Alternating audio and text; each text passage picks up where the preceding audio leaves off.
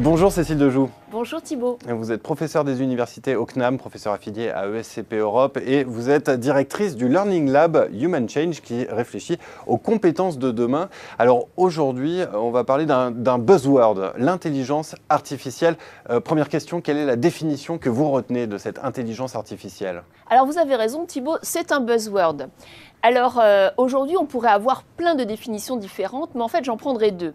Une vraiment très concrète qui est proposée par l'ISO, par la norme ISO, la 2382, qui dit qu'en fait c'est une unité de fonctionnement, l'intelligence artificielle, qui quelque part allie l'intelligence humaine pour faire deux choses, raisonner et apprendre.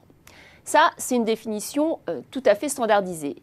La deuxième définition qui est bien tentante est celle qui est proposée par le directeur de l'innovation de Samsung et le directeur de l'innovation de Facebook, qui, eux, disent en fait que l'intelligence artificielle, ça n'existe pas.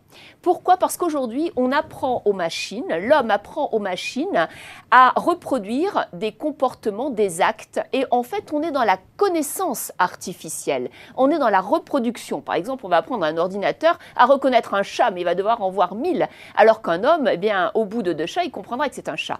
Donc, on est dans cette reproduction donc totalement maîtrisée, mais l'ordinateur, la machine, ne crée pas et n'est pas encore intelligente. Alors, on comprend bien ces définitions, mais la machine est amenée à devenir de plus en plus intelligente avec le progrès technique. Alors, dans ce contexte, je me mets à la place du manager. Quelle perception est-ce qu'il a de cette situation? Il a quand même un risque de voir son pouvoir, voire son prestige diminuer. Le manager, c'est comme le collaborateur. Il est face à 4 émotions stratégiques. D'abord, la joie. Il est content parce que, par exemple, on va lui mettre une oreillette qui va traduire simultanément ce que dit son fournisseur indien. Donc, c'est positif. Il est très, très heureux. C'est la joie. Ensuite, il va être triste parce que si on lui met un petit robot qui fait le même métier que lui, il va dire, en fait, peut-être que le robot, il le fait mieux que moi. Donc, il peut être triste.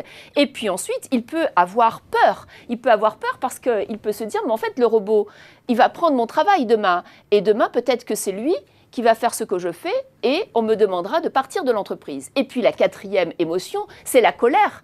Est-ce que demain, vous avez envie, vous, Thibault, d'aller travailler dans une entreprise où c'est le robot qui vous dit ce que vous devez faire? Donc en fait, le collaborateur, le manager, il a ces 4 émotions qui sont quelque part un peu normales, mais qui vont le tirailler. Donc que choisir? Que faire? Eh bien justement, que faire? Alors, c'est très simple. En tant que manager, il y a aujourd'hui 3 logiques. La première logique, c'est vraiment d'être dans l'accompagnement, la formation des collaborateurs augmentés. L'augmentation, c'est Joël de René qui a mis ce concept à l'honneur. Et qu'est-ce que ça veut dire? Ça veut dire que dans les espaces de travail, demain, tout le monde va devoir travailler soit avec des objets qui vont nous aider à travailler mieux, plus vite et qui vont nous donner de l'information, soit avec des datas qui vont enrichir nos prises de décision. Donc il faut absolument travailler avec cette intelligence artificielle qui est un assistant. Première logique. Deuxième logique, c'est qu'il faut développer de nouvelles compétences parce qu'un manager, il va faire des choses qu'une intelligence artificielle ne fait pas. Prenons l'exemple du journalisme. Une intelligence artificielle va écrire 1000 articles. Un manager va pouvoir en écrire un journaliste va écrire un article. Mais à la fin, qui va écrire le titre? C'est l'homme, parce que l'homme va trouver le slogan qui touche la cible. Donc quelque part, oui, il y a une complémentarité. Donc les nouvelles compétences à développer face aux intelligences artificielles pour le manager, c'est déjà la prise de jugement. Un manager, il doit savoir gérer des problèmes complexes, il doit prendre du recul. Ensuite, il doit développer la créativité. On en avait déjà parlé avec le design thinking. Absolument. Ensuite, il doit développer les relations sociales avec les autres, pour développer des communautés, pour développer des liens et surtout des expertises collectives. Et ensuite, il doit développer, bien entendu, toujours cette possibilité de donner des innovations qui viennent par hasard, donner du sens, du savoir relié parce que par hasard, il va trouver des idées qui viennent d'un autre domaine. Et cette liberté d'évasion, le manager l'aura, l'intelligence artificielle ne fera que de la reproduction de connaissances apprises. Donc ça, c'est la deuxième logique. La troisième logique, alors ça, c'est une logique qui peut au départ faire peur, c'est certaines entreprises, je pense à Bridgewater, qui ont décidé de confier à l'intelligence artificielle la prise de décision dans une entreprise.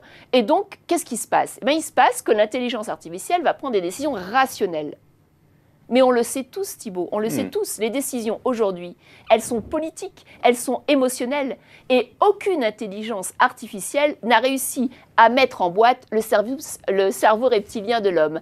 Donc, on a encore de beaux jours en tant qu'humain et en tant que manager, mais on doit être conscient de ce qui se passe. Voilà, donc dans le match intelligence artificielle contre l'homme, l'homme n'a pas dit son dernier mot. Oui, et c'est vrai que je serais peut-être un petit peu légère avec une conclusion sur la science-fiction. Regardez tous les films.